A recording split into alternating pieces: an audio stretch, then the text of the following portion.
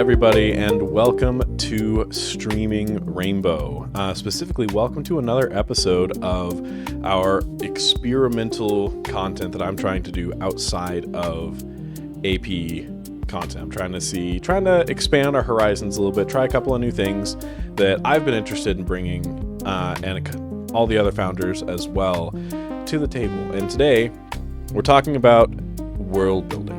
I haven't come up with a cute name for this segment yet, like, I don't know, rainbow building or cloud seeding, or I don't know. Well, get down in the comments below and let us know what it should be. In the Discord and tell us, give us ideas of what we should call this segment. Exactly. Future iterations of the segment. But we're going to focus on world building. World building is a particular passion of mine. I would say I actually enjoy world building first and role playing second, which is why being like a dungeon master, a keeper, a master of ceremonies, a whatever title you want to go with, a storyteller, really drew me in initially. It was the idea that I could make these worlds and other people could ruin them or experience them. And today I want to talk about, with Danny here, my go-to method right now for building new worlds. Particularly, I use this a lot for one-shots, but sometimes I'll just use it for ideating, for getting the gunk out of the pipes creatively before jumping into a creative project I really care about and am passionate about. But I came up with a really snappy acronym because all the other channels have really cool like acronyms for the things they bring up. So the acronym today is S.E.E.D.S.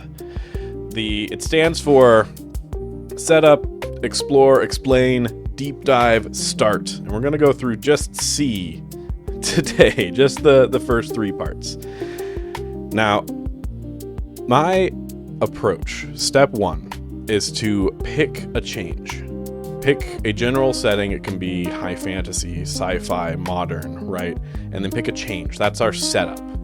That's going to set up the whole rest of the exercise. And this can be as small or as big as you want, right? It could be a modern setting where LEDs were never invented, right? Or it could be a high fantasy setting where everyone's dragons, right? Or a sci-fi setting where everyone wears masks. Whatever it is, you pick a little nugget of something.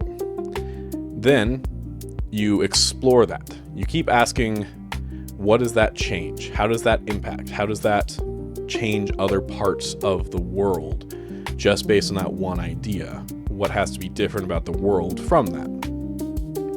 And then explain. Once you have a good idea of what your world looks like, now we can explain a little bit more. We can go back into the whys. Why is this one thing different, right? And really dig into it, because it's, as part of our setup, we're saying it's true, but we don't explain why it's true. And that's where we explain why. The last two parts, deep dive and start, those are specific to actually jumping into an adventure. So a deep dive is picking a specific town or city to really flesh out, and then start is getting you an adventure hook. But we're not worried about adventures right now. We're just worried about worlds. And we're going to go ahead and do this in a back and forth. We're going to come up with a setup together, Danny and I. And then we're going to start with Danny playing the challenger, and I'll play the world builder. And Danny's going to keep asking me questions. No, let's swap that up. Let me be the challenger first. Okay, copy that. We can do that. I gotta say though, I have a lot of practice at being super annoying and asking more. Why? Yeah. Why? So I feel like I'm comfortable with whatever you want to do with it. Yeah. I think it'll be fun for you to get more of a chance to talk, because I realize I'm talking a lot in this intro. No worries. It's okay. Yeah. So the way we're going to do this, we're going to come up with our setup together, whatever little world and little thing that we want to be different is. And then I'm going to play a challenger while Danny's going to play world builder. I'm going to throw questions at Danny of varying difficulties and Danny is going to have to figure out the answers to them, right, in relation to that one thing that we're changing. We're going to try and go down as many pathways as possible to really get a full view of this world. So rapid fire, let's throw out a few ideas on what we want to do. Let's settle on a setting first. I think high fantasy. High fantasy sounds great. Love that. Let's do that. Now, what's different about it? All right, high fantasy, what's different? I actually like the subtlety of an inversion of the example that you gave. Instead of everybody's dragon, nobody's dragons. Like, what is it? And specifically what I mean by that is, like, what does it mean to have a high fantasy setting where you do not have any creatures at dragon level of power, right? Like that level, that the nuclear bomb was never invented. You know what I mean? Like that kind of idea. That's one. A different one would be a high fantasy setting where language differences matter. So think of like the Tower of Babel kind of story. Like it actually, they don't just magically, oh, everybody speaks common, right? Yeah. So more like reality in that sense, right? Like you have to actually reckon with that. And then I think the third thing I would pitch for high fantasy off the top of my head is high fantasy, but the internet exists. I just like the silliness of that. High fantasy, but the internet is there. I don't know, what does that do? High fantasy, but the internet is there. You know, I love that one. Let's dig in on that. I think that's going to have a lot of meat on it. So high fantasy, but the internet is there. I mean, first question, what's the most popular meme right now? It's clearly it's a classic. It's come back. It is a dragon and a bard, and it's just very Rule 34, right? Oh no! It's just the internet's bad everywhere, y'all. The internet's got, or good. I'm not out here shaming anybody, but like the internet's the internet. I think fundamentally. So yeah, it's a lot of dragons and bards being rediscovered by the new generation, and then like old heads being like, we used to do that on the forums. Yeah. You know, I'm like, what's a forum, Grandpa? Oh man, it's the meme, I think. So that's our most popular meme. Second question, what do guilds look like? So I think they're organized through services like Discord. I think that Discord and Reddit and like, unfortunately for everyone, 4chan, etc. Right? Like I think, again, the internet's got internet. I think those sorts of organizing places in a Second Life environment of some sort are how guilds are mostly organized now. I think that historically there was pre-internet a lot of what we might see in a high fantasy setting typically, and also what we might associate with guild work in real life, right? Like electricians guilds or what have you, artist guilds. In modern day, even like could have gotten to that point, because I think in a high fantasy setting, we typically think of it as pegged to a certain time more often than not in like human history as an analogous thing, but that's not a necessity. And in a world where it's high fantasy but internet, I think we can comfortably play in, it feels like today, right? But high fantasy. And so I think that where we're at today is an interesting place to start with that, where there is this online proliferation of, let's call it like guilds 2.0, right? That are more self-selected and that have different kinds of criteria, and that maybe have some apprenticeship opportunities, but it's different. It's less, I don't even want to say that it's less formalized, because I don't think that's necessarily true analogously than in an apprenticeship program in a traditional guild, but it's formalized differently. The power centers, the deciders are different, right? More like a power user who shows up and who's better at articulating, who's got high charisma, right? Probably gets pretty far in this internet world. Gotcha. And for me, when I think about internet, and I want to dig in on guilds a little bit more here, is that it unlocks a lot more breadth, right? Like guilds aren't going to be just centered on like particular cities or locations, right? You don't have like the Thieves Guild of Ragavon or whatever. It's the Thieves Guild, and like that's what I think would happen in an internet world. Do you feel like, what does globalization look like here? Is it something that is everyone's all on board on? Is there pushback? Are there monopolies? What is it? So monopolies, I love that you mentioned that, because that was exactly where my head was going, where I think that a big friction point is how the globalization leads to monopoly and leads to essentially what amounts to oligarchical control, right? So if there's an Amazon of thieves guilds, right? And so Amazon, yes. So Amazon, so literally just Amazon. Then the problem is that it subsumes everything, right? Yep. So you get into regulation of the monopolies, because this is a fantasy, so I can pretend that's a thing that maybe happens. But but also regulation by the monopolies, right, of the rest of us, essentially, which is analogous to what we're facing in the real world, and I would find compelling and interesting to engage with in this kind of setting for that reason. So I think a thieves guild that is Amazon of this world would make it so that smaller thieves guilds or thieves guilds that are not compliant with it would be systematically disadvantaged. And then what would happen to those who try to push against that, who try to deal with it independently? To some degree that might be allowed, because letting people get away with a certain amount of it gives an illusion of control that actually makes it easier to keep the population more docile. Yeah. But past a certain point, it then becomes more of a threat to the power structure and then gets dealt with palo or plomo, right? Like it's either you get the carrot or the stick, right? You either get bought out and sell out, or they kill you. Do you know what I mean? Like, or they like try to come after you. They just fucking kill you. They just kill you. It's cartels all the way down. Do you know what I mean? Like, that's what Amazon is. So I said it on the internet. I meant it. Yeah.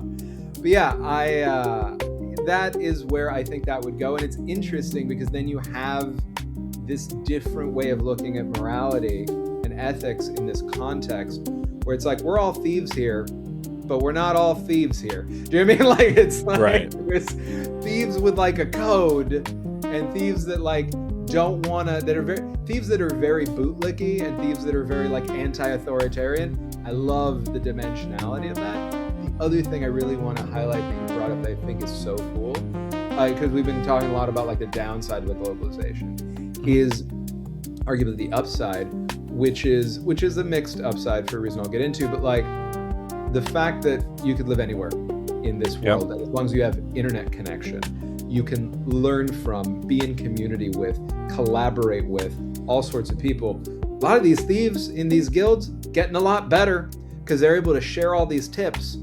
The tricky thing is bad actors also get the same benefit, right? Mm-hmm. So, and their bad behavior, however we're classifying that, right? But like their harmful behavior, they get to tell each other, hey, this is a better way to do it. This is a more effective way to do it. There's a more effective way to hide it, like in real life, right? So we get both of those things, and we have to reckon with the messiness of both of those things. I genuinely, the more we're talking about this already, the more I really want to make this a thing. Like, not just the thing we're talking about now. But like, that's now what happens idea. With this method. And that's why I love this method so much, because you can do like it. You create an interesting setting, whether you want to or not. Usually, in my experience, I'm finding that this is not me just trying to be like, I love the product. No, like legitimately, this is really cool, y'all. You can try this. Watching this is very fun. Yeah. All right. So I wanna jump into it. We're not quite to explain, but I do want to get a little bit of explanation. How do people access the internet? Are there computers or computer analog, or is it something completely different? So here's the thing that I love about that is computers are runes, man. Like, do you know what I mean? Like, it's not like, look at what a microchip is, and then look at what a rune is, and then tell me what the fundamental difference really is conceptually, right?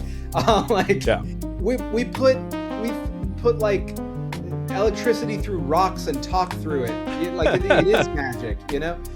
So I think, yeah, you have computers, but you want it to feel high fantasy, right? Right. So the interfaces and the flavoring are all runic and magical. You can bring in all sorts of different analogous things or things inspired by different real world traditions. One thing I love to do in high fantasy, even though I love Lord of the Rings, like pretty much everybody else in the universe, I love to go outside of just like European or Western European influences and pull in stuff from wherever I can in non-appropriative ways, right? But like learn about that and expand the scope of my own imagination and what is possible, right? Absolutely. Not trying to like wear another culture, like being very careful about that. But I do think there's a lot to be valued, like a lot of value for all of us to derive in having some degree of cultural exchange that is respectful, right? So yeah, I would do that. I would do research and look at a lot of different world traditions for like, well, something that I would find analogous to this element of the internet. Let's say long range communication. How is that done in a variety of folktales, fables, mythologies, legends, etc.? And then I would, put stuff together. So that would be the idea. But yeah, definitely still some kind of interface that allows for inputs and outputs, that allows for siloed experiences. I do love in the Second Life section of this, that like, I mentioned apprenticeship earlier, so good to be able to have like a danger room, like serious, or like a holodeck, like, oh, these apprentices don't have to just go die. Like they can practice first, and they can make fatal mistakes and respawn. Like I think that is really cool. And then there's an interesting opportunity to have a tension of like, well, what do they even like about the heroics? Because one of the things I find most interesting about we're saying high fantasy, but there's a level of heroic fantasy that's usually in that. I think that it's very easy oftentimes to forget, especially the way that heroic stories in popular media like Marvel movies or whatever oftentimes propagandize heroism for the sake of like military industrial complex stuff and whatever. Right. It's easy to forget that heroic stories are tragedies. That in a perfect world, we're all playing stew pot, like right. we're all just, we don't need heroes. We don't need heroes. We're cozy and having some tea, bud. We're playing some games. We're having a laugh. That's the life everybody deserves. A hero shows up because shit's fucked up. Right. And they have the bad luck of being caught in the middle of it, and they have the ability inside of themselves to do something about it, and the willingness to choose to do that. I think that framework really matters. I find that very compelling. And I think there's something interesting about this in this context we're talking about, and that I find interesting in life, about what does it mean to essentially like cosplay, or to be more charitable about it, to experience in a safe context heroics, right? Versus then going out into the world with the consequences of that and then engaging in heroics. It's a little bit of the difference of like kids grow up to play, like playing Call of Duty or whatever. Not that I'm calling war heroism specifically in all cases, I'm not, but to give the analogous thing, like actually going to experience war, the people who I know in my life who've done that speak about it quite differently than people who dream about war and have never experienced it, right? So I think that would be really interesting to dig into too. Yeah, absolutely. And I have one more question here, and then we'll dive into explain. My last question is, a lot of high fantasy focuses on like concrete like factions and areas and kingdoms and fiefdoms and fascism and things like that, monarchism. And the internet, I think, plays with that in a fun way of really breaking that down. So I want to follow that train of thought and ask, do we feel like there's a global internet that all kingdoms are kind of expected to connect to? Or do we feel like it's more of a localized experience where the kingdoms sort of control it? Or is there some mix? Is there some back and forth there? I'm interested in the idea of a mix because I, Danny, human being outside of the exercise, am interested in the idea of providing internet for free to everyone in the world. Like Like, I think we should just have free, high-speed Absolutely. internet for everybody. So and I understand there's infrastructural stuff and whatever, but we do hard things all the time. So I would love for it to be that the internet, whatever the internet is specifically in this world, is either naturally occurring or like having been discovered maybe more recently, like they realized it was there, right? Or is otherwise proliferated, right? But because a lot of what we're dealing with so far and what we've discussed is directly analogous to what we're experiencing, which is currently a descent from late-stage capitalism into techno-feudalism, right? And how that would relate to what you're talking about as we're facing like overlapping global crises, which I'm sure would exist in some fashion in this world that we're talking about, castling up, right? So even if it is naturally occurring, so's water. Do you know what I mean? And people sell it to us. Oh yeah. So I think it would be that. I think it would be that people who have taken it upon themselves to hoard resources and then use that to manufacture an illusion of having a legitimate monopoly on force, or monopoly on the use of legitimate force, right? Would then try to control the way that that's used in a variety of ways across the world. And we could then investigate things through the funhouse mirror of genre about our own lived experiences that I think could be resonant. And that would help too, because I like that. I'm really interested in imagining worlds that scare the fascists because we don't know about them. Do you know what I mean? Like I'm interested in a world where, like, what does it look like where we actually do share it? Yeah. But I think that with what we've been developing so far, it's compelling to play out at least a part of the story where we're facing analogous challenges to what we face in real life. But what I would love to do, because there's that thing of like, revolution is easy, like paperwork is hard, right? Or like ruling is hard. Like it's hard to actually like do the thing. Like fighting against something is fine. Tearing something down, as hard as it can be, that's the easy part. The hard part is you build something else, and then how's it sustainable, and how do you do it together, and how do you not just fuck the whole thing, right? I'm really interested in that. So I'd love, in a world where I got to play in this sandbox a lot, I'd love to have the first part be about what we're talking about here. And then I'd love for us to see what life and model, what in the way that futurists can do and things like that, what can life be like when we actually live this like hyper-democratic anarchist utopia? Like that, what does it actually look like? I'd love to do that. I could do that forever. Yeah.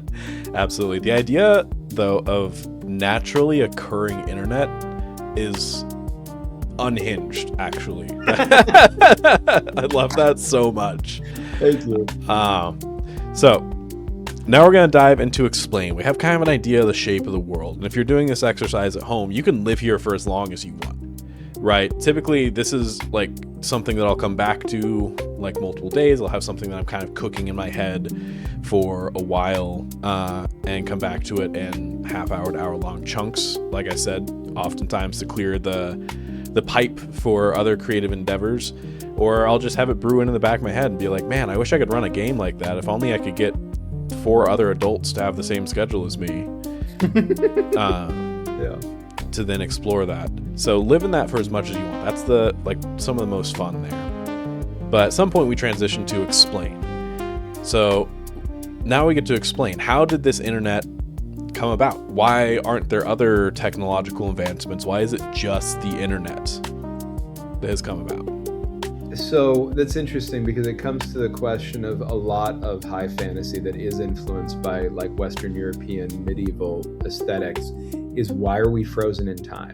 The most often cited answer that I've encountered is magic, right? Like if you have magic, why do you need to figure out plumbing, right?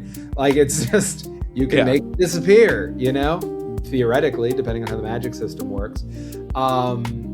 So it becomes a question of scarcity to bring that back in, and necessity.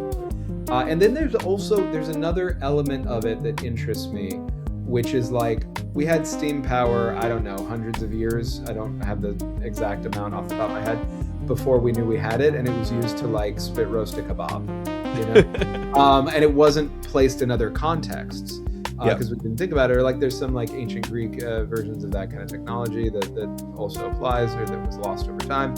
I think the answer is a little bit that, not just make it lost civilization, like we had it and we forgot. Maybe a little bit, but like maybe that's so far back that they don't even really realize it, you know? I think the bigger thing is, what do they need it for? And then what are the time scales we're dealing with? Because one of the most complex things I find about high fantasy, if you're really grounding it, if you're not just playing with genre tropes, but you're trying to like dig deep into it, is you have entirely different, you have something that does not exist in our lived experience here on Earth, which is different species that are sapient and that have entirely different ways of interfacing with reality, because they live on different time scales and because they literally directly engage with things differently. So like, let's take the idea of dwarves being connected to the stone, right? Being deeply connected to the stone. Maybe they were made out of stone. How literally were they made out of stone? How does that impact their physiology? How does that impact their diet, right? How does that impact their longevity? So if we have an analog to humans as we exist in this world, and we live, I don't know, let's say like 80 years, right? If we get lucky, plus or minus. Let's say that a dwarf is around for 200. That's a turtle, like a tortoise or whatever to us, right? Except the turtle can talk and is made of stone. It's like, it's canon to this world now. Right. So like, what is it? Right. So, but I mean, what does that mean specifically? What does it mean that they can go talk to the mountain? Like literally actually go talk to the mountain. Forget about forget about elves. Like if an elf can be around hundreds or like 1,000 years, we're a dog to a dwarf, right? Yeah. Like they say, oh yeah, you know, in human years is times 7, right? Like they're so cute. They're like 425, but they're really just whatever. Like that is a little bit of that, except we are fully sapient, able to communicate, use the technology of language, shared language, right? Or learn each other's language, find bridges there. I think that I don't know how to answer the question of what the technological stunting is around the internet without digging into those specifics, right? Of like, what are the fantasy species that are sapient, that populate this world? How do they experience the world, particularly in terms of time, but also literal physiological experiences? How do they see things, hear things, smell things, taste things, touch things? Are they made out of anything what we would consider to be unusual, like what I mentioned with the dwarves, unusual in real life?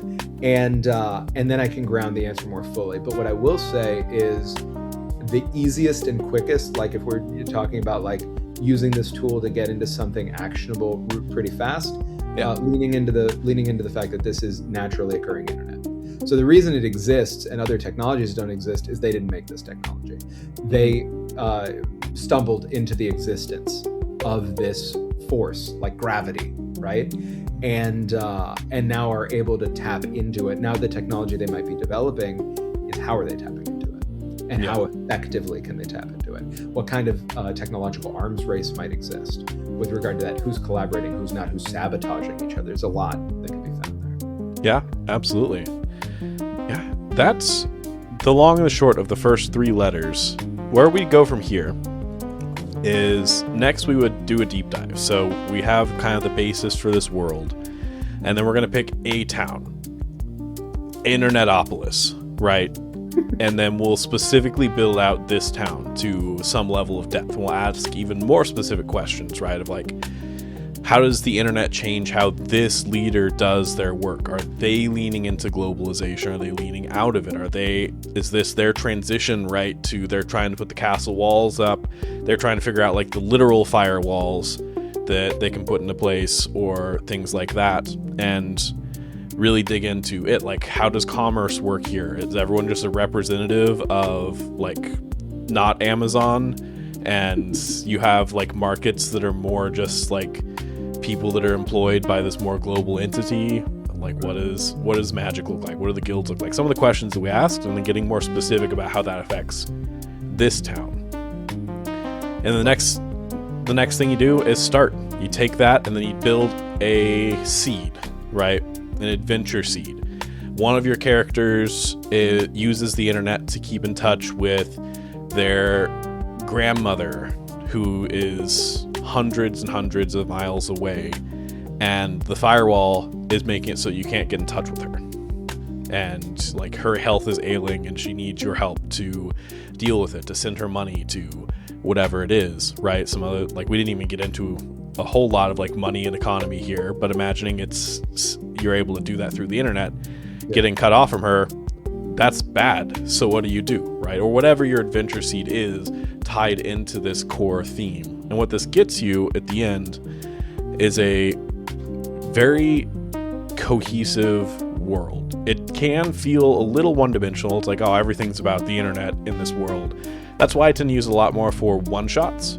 There are other methods and techniques you can go to take this seed and bloom it into a full world that we can talk about in other videos, things like grapes or hermetics, where you get out of this sort of initial idea phase and into more of the like building the structure of the world itself phase. But this is perfectly good for what's going to be a ridiculous, hilarious, fun one-shot full of like memes and good times. And that's really the goal of this, is to give you that one cohesive like idea to build everything around and give that through line. I think it's great. Honestly, I deeply co-sign it, not because I'm on this video, but because I genuinely had a really good time. Like, I now actually want to do something with this. And it does, for whatever it's worth, all of y'all watching this, I fully co-sign what Bastion just said. Like, it feels like a really good start.